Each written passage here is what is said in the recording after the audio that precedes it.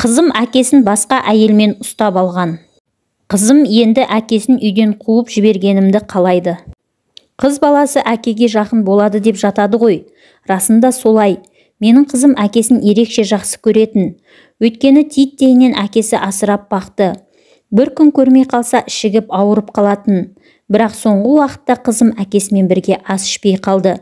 Лажы болса көрмеуге, тілдеспеуге тырысады. Махаббат, біздің аңсап күткен қызымыз. 3 жыл бала көтере алмай, Құдайдан күні-түні тілеп жүріп туып алдым.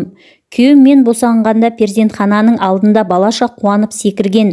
Үйге келген соң да ас суымды өзі әзірлеп, қырқымнан шығарып, қызын шомылдырып, менен артық күтім жасады. Өзі өте балажан болатын. Қызымыз жасынан енді асқанда күйеуім такси болып жүріп апатқа ұшырады да 2 аяғы сал болып қалды. Бақытты күндер көзден балбұл ұшқан. Мен саған масыл болдым деп аһ ұрып, жерді тоқпақтай беретін күйеуім. Емізулі қызым ақшаның жоқтығы менің еркелігімді саптайды. Күндіз үйдің шаруасы мен баладан, күйеуімнің күтімінен босамаймын. Кешкісін ас ауқатын беріп, үйдің жанындағы етхананың, дәріхананың еденін жуам. Одан шыққасын жақын маңдағы кафенің ыдысын жууға барам. Содан таң атқанда сілем қатып келетінмін. Осылайша 5 жылды артқа тастаппыз.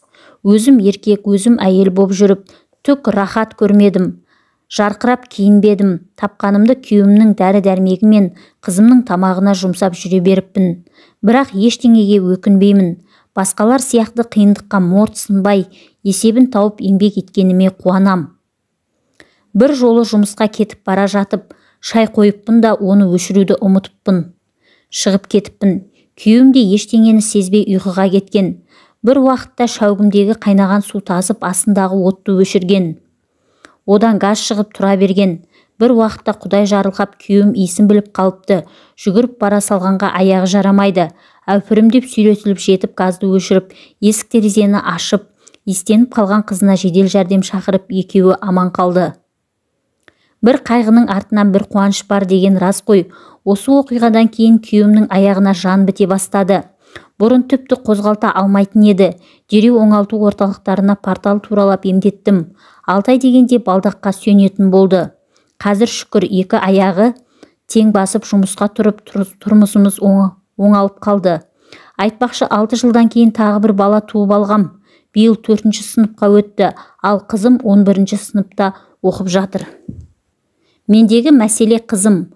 Бұрын әкесінің аузындағысын тартып алып жейтін қызым қазір онымен бірге ас ішуге жиіркенетінін айтады. Себебін сұрасам ашып айтпайтын. Күйеуім де мәселенің тігісін жатқызып, өтпелі кезеңде жүр ғой, кейін басылады, көңіліңе алма деп мені жұбатып қоятын. Көңіліме неше түрлі ой келіп, дегбірім қашты. Бірдеңені ойласам, соның түбіне жетпей қоймайтын әдетім бар ғой. Бір күні қызыммен оңаша қыдырдық. Базар аралап қалаған киімін әпердім. Одан саябаққа барып, армансыз сырластық. Мама, папасыз-ақ өмір сүре аламыз, онымен ажырасыңыз деді маған. Айтуынша мен ауруханада емделіп жатқанда күйеуім бір әйелді үйге әкепті. Екеуінің төсекте жатқанын сабақтан келген қызым көріп қойыпты.